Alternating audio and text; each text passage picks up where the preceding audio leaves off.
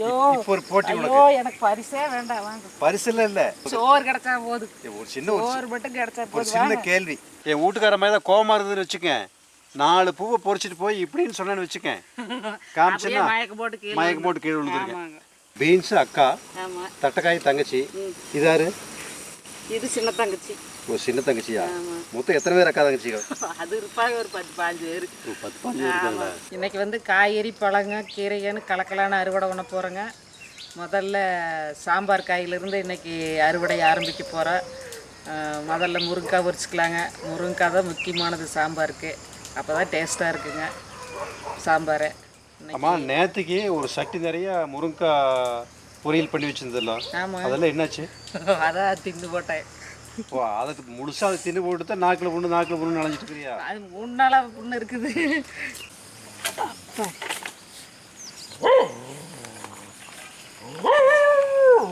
தேய் முத்து கம்முன்னுறா படவா, நாட்டில் இவன் பறிச்சுல தாங்கவே முடியல. கொம்பு முறிஞ்சிட போகுது.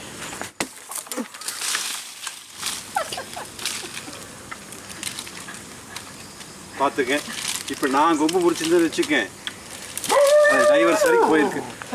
அவங்களே முறிச்சுக்காட்டி ஒன்றும் பிரச்சனை இல்லை. ரொம்ப முறிச்சுக்கிறீங்க. டைவர்ஸ் சொல்லி இருந்தால் 1000 தடவை வலிக்கும். கை வெட்டி எறிவாங்க. மாமியா உடைச்சா மண் குடம், மருமக உடைச்சா பொன் குடம். மாமா இதெல்லாம் விட்டுருங்க, இறந்துட்டு போகுது. இந்த கொம்பு மட்டும் நான் முறிச்சிருந்தேன்னா நான் பஞ்சாயத்தே ஓடி இருக்கு. முறியறது தெரிஞ்சு கொக்கியம் கையில் கொடுத்தது எனக்கு. அந்த விஷயம் ஏன்னா வரணும் அப்புறம் வள்ளினு மிக்குது. என்ன இப்படி இருக்கிறீங்க அப்படிங்க பாருங்க பக்கம். யாராச்சும் இப்படி முருங்கா ஒரிப்பீங்களா? ஐயோ மண்டை மேலே ஓட்டுறாதீங்க. சாம்பார்லையும் கூட போட முடியாது இந்த முருங்காயை. நீ ஒரு கொம்பையே முடிச்சியே, நான் ஏதாவது ஒரு வார்த்தை பேசுனா கொம்பு முறிஞ்சா தலைஞ்சுக்கு. இந்த முருங்காய் என்ன பண்ணுறது? இல்லை பிச்சு தான் சாப்பிடல. அதுக்கெல்லாம் இப்படி போட முடியுமா? பாருங்க பாருங்க, ஹைட்டாக இருக்குதுன்னு சொல்லி வெட்டிக்கிடோன்னு இது நல்லா காய்க்கவே மாட்டேங்குது. அதனால் வெட்டி விட்டுட்டு வேறு இடத்துல வைக்கலான்னு சொன்னாங்க. அது எப்படி தெரிஞ்சதுன்னே தெரியல. திடீர்னு பார்த்தா 4 நாள் கழிச்சு வந்து காய் பூவு பிஞ்சு எல்லாம் உடறக்க ஆரம்பிச்சிடுதுங்க. ஹைட்டாக போயிடுது, முறிக்க முடியறதில்ல அப்படின்னு 10வது பேருக்கு இது ரெட்டையெல்லாம் விழுந்துருச்சு. இந்த புழுவெல்லாம் பிடிச்சி வேறு முறிக்கணும்னு சொல்லி பேசிகிட்டு இருந்தேன். அவ்வளோதான், உடனே பூ காயெல்லாம் வரக்க ஆரம்பிச்சிடுதுங்க. பரவாயில்ல, நீ சொன்னா மரமே கேட்குது. வேறு இன்னொரு கொடியும் கூட கேட்குவாங்க. அடுத்ததான் பார்க்க கொடியும் கேட்குது, மரம் கேட்குது. ஆமாம், இன்னொரு காய் பறிக்கிற போது காட்டுற பாருங்க. அது எப்படி காய்ச்சிருக்குது. காவிரியில் தண்ணி வரணும்னு சொல்ல.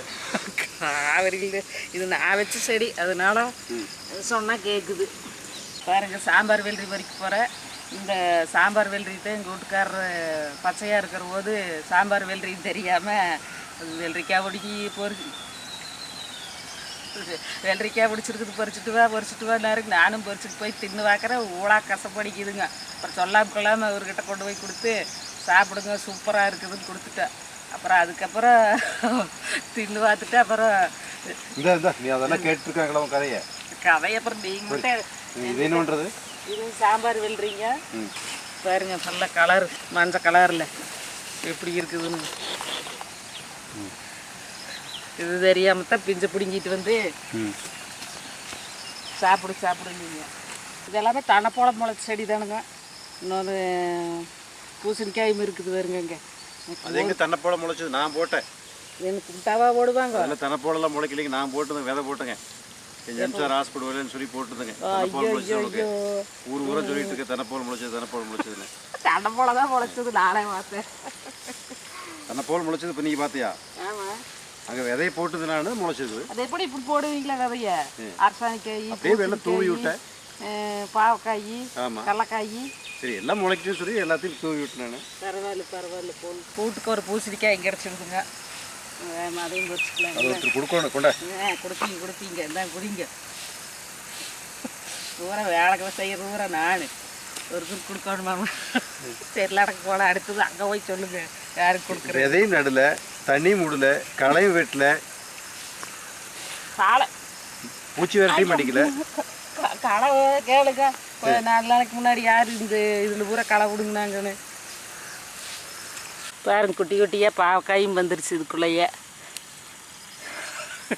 விதை போட்டாராம விதை பூரா தடை போல உழைச்சுங்க செடி. நடங்க போன சொருக்குன்னு வந்தா தானே ஆகு. இந்த பாவக்காய் உரிக்கிறது தான் பாரு. பாவக்காய் உரிக்கிறேன்னு இருக்கிறதால வரைக்கும் முடியும். இது வீடியோ வேறு காமிக்கிறீங்க. நீங்க நான் கூட பாவக்காய் பொரிக்கிறேன்னு நீங்கள் என்னமோ பூரா விதை நட்டம்னு சொல்லிட்டு இருக்கிறீங்க. பாருங்க வெள்ளரிக்காய் 2 இருக்குதுங்க. செடிவே காணோம், ஆனால் காய் வந்துட்டே இருக்குதுங்க. இது வரைக்கும் ஒரு 10-20 காய் பறிச்சிருப்போங்க. ஆனால் செடி எங்கே இருக்குதுன்னே தெரியல. இது பூராமே முதல்ல வெண்டைக்காய் சரி வெள்ளரிக்காய் தான் நட்டங்க. 2 செடி தான் வந்ததுங்க. அதுலேயே இத்தனை வெள்ளரிக்காய் பறிச்சாச்சு. செடிவே காணோம், ஆனால் காய் வந்துட்டே இருக்குது. வெண்டைக்காய் வரைக்கும் போகிறேங்க புளிக்குழம்புக்கு.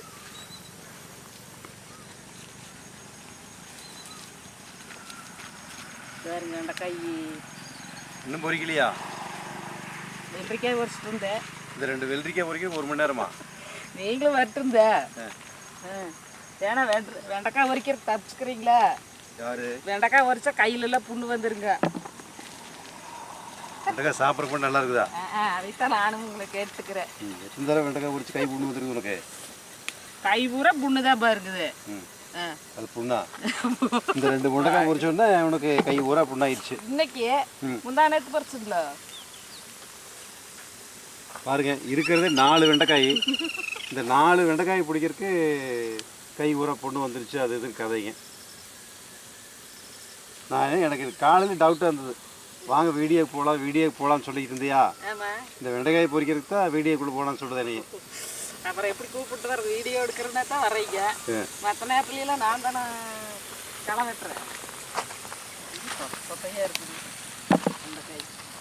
அதுக்கும் ஒரு சத்தம் போட, ஏன் சொத்தையா வரேன்னு சொன்னீங்கன்னா அது சொத்தை இல்லாமல் ரெடி ஆயிருமில்ல. சொத்தையெல்லாம் பூச்சிக்கெல்லாம் கேட்காது, செடி மட்டும் தான் கேட்குது. முருங்கைக்காய் செடிக்கு சொன்னீங்களா? இப்போ பூச்சி தின்னுட்டு போயிடுது, என்ன பண்ணுறது? எங்காவது நாட்டில் காய் காய்க்கல, பூ பூக்கல அப்படி மாதிரி ஏதாவது செடி சொல்லிச்சுட்டாங்க. ஆமாங்க, போய் செடி முன்னாடி எங்கள் வீட்டுக்காரம்மாவை கூப்பிட்டு விட்டுருக்கேன். பல செடி காஞ்சி போச்சு, அதே வேற விஷயங்க. நீங்க தான் சொன்னீங்க காய்க்கலைன்னா செடி கூட பேசணும்னு சொல்லி சொன்னீங்க. நானும் பேசணும், இப்படி பேசணும், அன்பா போய் பேசணும். அம்மா தாயே அப்படியே பேசுவாங்க. நீ என்ன பேசுன? உனக்கு அறிவு இருக்குதா? அது காஞ்சே போச்சு. என்ற கூட பேசுற மாதிரியே செடி கூட பேச முடியுமா? பாருங்க குழந்தையாட்டா படுத்துட்டு இருக்குது சுருண்டு. புழு கடிச்சு தின்னதுனால இப்படி வளைஞ்சு வந்துருச்சுங்க. அது அரிஞ்சா உள்ளுக்குள்ளெல்லாம் புழுவாக தான் இருக்குங்க. மருந்து அடிக்காதனால ஒரு பாதி காயாட்டா சொத்தம் வந்துடுதுங்க. புளிச்சக்கீரை நல்லா வந்திருக்குது. புளிச்சக்கீரை கடையிலுக்கு பொறிக்க போகிறேங்க. இது சிவப்பு பூ நினச்சி வாங்கிட்டு வந்தேங்க. பூராமே அந்த வெள்ளை கலர் பூ வந்துருச்சுங்க. அதுக்கு பார்த்தா 3 லைன் வேறு நட்டுட்ருக்குது. அளவாக 4 செடி போகுதுன்னா கேட்காம 3 லைன் நட்டு வச்சுருக்கிறாருங்க. ஆனால் பூரா வெள்ளை பூவாக போச்சு. பூ பேட்டி தான், கலர் பூ பேட்டி தான் வாங்கிட்டு வந்து நட்டோம். பாக்கெட்டில் பார்த்தா கலரில் பூ போட்டிருந்தது. நட்டுட்டு பார்த்தா பூ வரையில் பார்த்தாங்கன்னா வெள்ளை கலர் பூ வந்துருச்சு. இருந்தாலும் கடையிலுக்கு வேண்டி கொஞ்சம் புளிச்சக்கீரை எடுத்துகிட்டு போகிறேங்க. ஆமாம், உலகத்திலே நீ சக்தி வாய்ந்தவன்னு சொல்லி கேள்விப்பட்டிருக்கிறேன். நான் இந்த செடி பக்கத்தில் இன்னொரு சத்தம் போடு. எங்கே கேள்வி மஞ்சள் வெள்ளைப்பூ வந்து சிகப்பூவை மாறுதான்னு பார்க்கலாம். அதான் கேள்விப்படுறதுனால இல்லை உலக நாயா நமிதாவா சத்தம் போடு. அப்படின்னா பாருங்க புளிச்சக்கீரை அறுத்தெடுத்தாச்சு. வீட்டுக்காக தேவையான அளவுக்கு மட்டும் அறுத்தெடுத்துட்டேங்க. இந்த நெட்டு பூரா புளிச்சக்கீரை தானுங்க. ஆமாம், இந்த பள்ளிக்கூடம் படிக்கிற காலத்தில் நிறைய போட்டியிலெல்லாம் கலந்துட்டு பரிசு வாங்கியிருக்கேன்னு சொன்னீங்களா? ஐயோ இப்போ ஒரு போட்டி. ஐயோ எனக்கு பரிசே வேண்டாம். வாங்க, பரிசுல இல்லை சொல்லியிருக்கிறேன்ல. எனக்கு பரிசே வேண்டாங்க. இப்போ ஒரு சோறு கிடைச்சா போதும். ஒரு சின்ன சோறு மட்டும் கிடைச்சா போதும். சின்ன கேள்வி. அந்த கேள்விக்கு மட்டும் நீ பதில் சொல்லிட்டீனா உனக்கு வளையல் வாங்கி கொடுத்துட்றேன். இது வளையல வேண்டாம் எனக்கு, இந்த வளையலே போதும். வைர வளையல் எந்த வளையலும் வேண்டாம் எனக்கு. வா என்ன பண்ணுறது பாரு, வைர வளையல் கொடுக்க ஒரே ஒரு கேள்வி அதுக்கு பதில் சொன்னால் வைர வளையல் கிடைக்குதா? வைர வளையலும் மாட்டேன்னு சொன்னால் அப்புறம் நான் என்ன கண்ணாடி வளையல் கூட எனக்கு வேண்டாம். ரைட், அப்போ இனி கேட்கவே கூடாது. கேட்க மாட்டேன். அப்புறம் கதை முட்டக்கூடாது. நான் பள்ளிக்கூடம் போனேன், நான் தான் ஃபர்ஸ்ட் ப்ரைஸ் வாங்கினேன். பள்ளிக்கூடமே போனேன். பாருங்க முள்ளங்கி எப்படி வந்திருக்குதுன்னு. முதல்ல காமிச்சது ஒரு வேறு இடத்துல முதல் வீடியோவில் பார்த்தது. இது வந்து இன்னொரு இடத்துல போட்டிருந்தாங்க. எப்படி வந்திருக்குதுன்னு பாருங்க முள்ளங்கி போலும் போலுன்னு. பாருங்க, இருங்க இருங்க பாருங்க எப்படி நிற்கிதுன்னு பார்க்குறதுக்கே ஆசையாக இருக்குது. முள்ளங்கி ஒன்றுமே இந்த சிக்கிரிக்கிழங்காட்டம் இருக்குதுங்க, குண்டு குண்டா. முள்ளங்கி மாதிரி தான் இருக்குது. முள்ளங்கி சிக்கிரி கிழங்கு மாதிரி இருக்கு. எத்தனை பெருசுன்னு.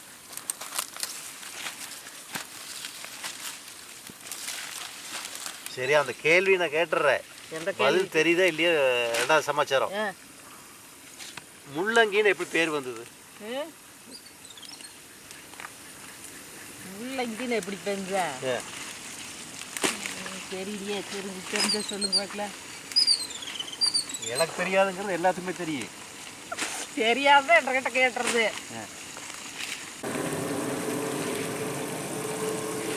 பாருங்க பொரியல் தட்டையும் ரெடியாக இருக்குதுங்க.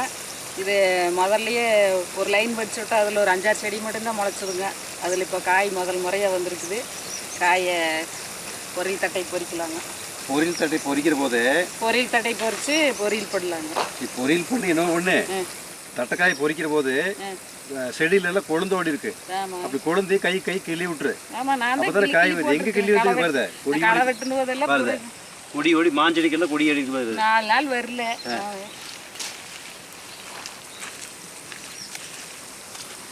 சீக்கிரம் 5-6 காய்க்குமே இந்த பெருக்கானுக்கு வந்ததுன்னு தின்னு போட்டு போயிடுவோங்க. தட்டைக்காய் வச்சா பெருக்கான் வந்து தின்றுது. அது தின்னது போகணுதான் மிச்சம் தான் நம்மளுக்கே கிடைக்குது. பொறிக்கலாம் அடுத்த நாள் அப்படின்னு வந்து பார்க்கறக்குள்ள நைட்டே வேட்டு வச்சுட்டு போயிடுதுங்க. நாட்டில் பாருங்க, இணைய என்ற வீட்டுக்காரமாக விரட்டி போடுறாளுங்க. அந்த சாதாரண பெருக்கான ஒன்றும் பண்ண முடிய மாட்டேங்குது. பெருக்கான் மட்டும் என்ற கையில் சிக்கிச்சு அப்படியே நசுக்கி தள்ளிடுவேன். பாருங்க 4 செடியில் இத்தனை தட்டைக்காய் கிடச்சிக்குதுங்க. பெருக்கான் தின்னது போக. பீன் சேட்டா எப்படி இருக்குதுன்னு பாருங்க. இதெல்லாம் பீன் சேட்டாவே இருக்குது பாருங்க. தட்டச்சோடு தட்டைக்காய் மாதிரி தான் இருக்குங்க. இதனோட அக்கா தான் பீன்ஸ். இது கூட உங்களுக்கு தெரியும். இதனுடைய அக்காவா? ஆமாம். அடுத்தது கொத்தவரங்காய் வரைக்கும் போகிறேங்க. பாருங்க கொத்தவரங்காய் எப்படி கொத்தாக பிடிச்சிருக்குதுன்னு. இது வந்து கொத்தவரங்காய் வத்தல் போட்டு வச்சுட்டுங்க. அப்புறம் 5-6 பொரித்து தயிர் சாப்பாட்டு கூட வச்சு சாப்பிட்லாங்க. அப்புறம் புளிக்குழம்பு மாதிரி வைக்கலாம் வத்தலில். இது இன்னைக்கு பொரிச்சிட்டு போகிறது வத்தல் போடுறதுங்க. சரி, பீன்ஸ் அக்கா, ஆமாம், தட்டைக்காய் தங்கச்சி. இது யாரு? இது சின்ன தங்கச்சி. ஓ, சின்ன தங்கச்சியா? மொத்தம் எத்தனை பேர் அக்கா தங்கச்சிகள்? அது இருப்பாங்க ஒரு 10-15 பேர். 10-15 இருக்காங்களா?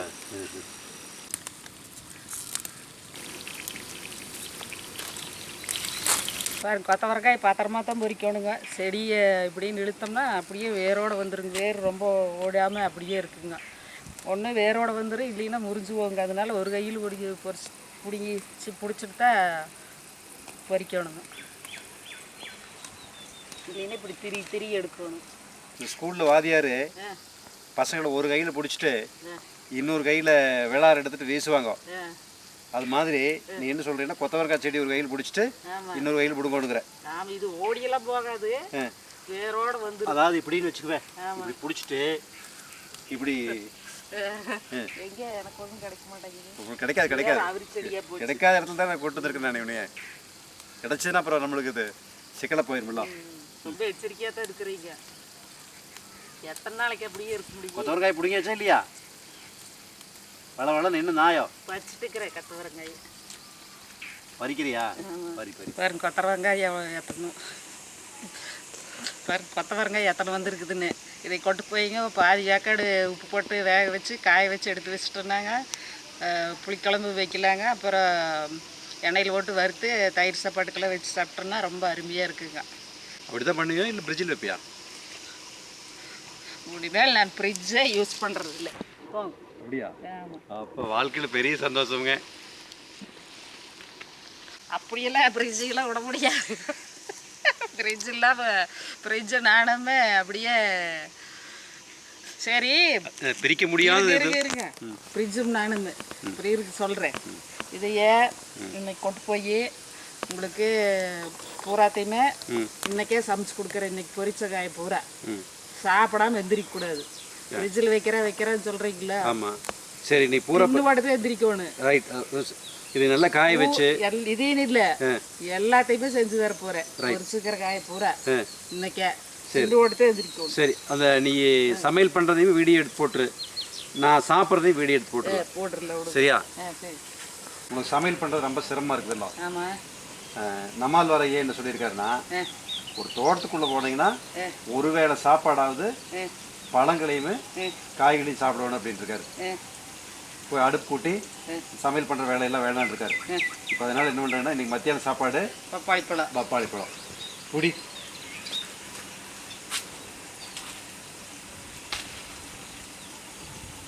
எங்கே என்னமோ சதி திட்டம் தீட்டிட்டீங்கன்னு எனக்கு.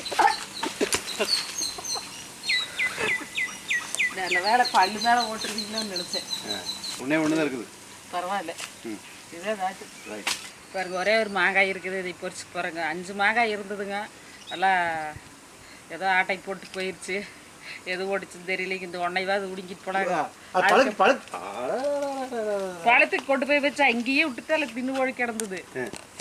பாருங்க கிச்செல்லாம் நிறையா வந்துருச்சுங்க.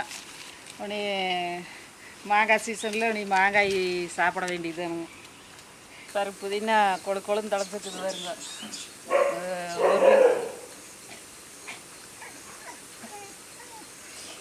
பாருங்க புதினா கொழுன்னு தளைஞ்சிக்குதுங்க. ஏடா ஏடா கப்படி இருக்குடா, ஏடா உயரம் பார்க்குறீங்க. பாருங்க புதினா கொழுன்னு தளைஞ்சிக்குதுங்க. ஒவ்வொரு வீடியோவிலையுமே கடைசியில் காய்களும் முடிச்சுட்டு இதாக இருக்கிற போது டயர்டாகிடுதுங்க. அதனால காட்டாமல் விட்டுட்டேன். இன்றைக்கி சரி இதையும் வீடியோவை எடுத்துடல. இல்லைன்னா எங்கேருந்து புதினாவை எடுத்து வர காட்டவே மாட்டேங்கிறாரு அடிச்சுக்குவாங்க. இது பூரா புதினா தானுங்க. இந்த பக்கம் பூராங்க.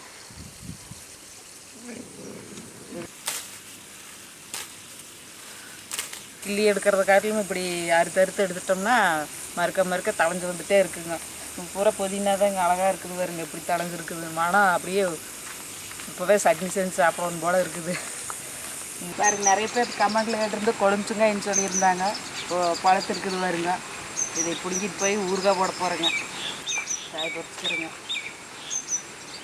அது இப்படினாலே வந்துடுது. அது வேறு கத்தி ஒன்று வேறியா? கத்தி இதை பொறிக்க கொண்டு வரல. இந்தா போடு இதில் போடு. இந்த மரத்து பேர் முள்ளு முருங்கைங்க, காட்டு முறுக்குன்னு சொல்லுவாங்க. இங்கிலீஷில் the flame of the forest அப்படின்னு சொல்லுவாங்க. காடுகளுக்குள்ளே இந்த மரங்கள் பூ பூத்திருக்க காலகட்டத்தில் தீயறிகிற மாதிரி இருக்குங்களாமா. அதனால தான் ஃப்ளேம் ஆஃப் த ஃபாரஸ்ட். இன்னொரு சிறப்பும் இருக்குங்க. பறவைகளை பார்க்கணுன்னு நினைக்கிறவங்க இந்த மரங்கள் பூ பூத்திருக்க காலத்தில் போய் கொஞ்சம் தள்ளி, இந்த மரங்களை தள்ளி கொஞ்சம் உட்காந்துட்டு ஒரு பைனாக்குலரோ இல்லை சாதாரண கண்கள்லேயோ பார்த்தாங்கன்னா ஒரு 20 வகையான பறவைகளுக்கு மேலே இந்த மரங்களுக்கு வரும். இந்த பூவில் இருக்க தேன் எடுக்கிறதுக்காக. அவ்வளோ ஒரு அற்புதமான மரம்ங்க. நிறைய மருத்துவ குணங்களும் இருக்குது. அந்த மருத்துவ பாருங்க. இன்னைக்கு இதை பறிச்சுட்டு போய் தோசையில் போட்டு சுட போகிறேங்க. இது ரொம்ப நல்லதுங்கிறாங்க உடம்புக்கு. அதனால் இன்னைக்கு முள்ளு முருங்கை இலையும் பறிச்சுட்டு போகிறேங்க. போண்டாவும் சொல்கிறாங்க இதுல எல்லாம். அப்போ தோசை வேண்டாம், போண்டா சுடுறேன். வடை சுடுறாங்க. வடையும் சுட்டுரு. வடை போண்டா ரெண்டுமே. தோசை வேண்டாம். எனக்கு சுட தெரியாது.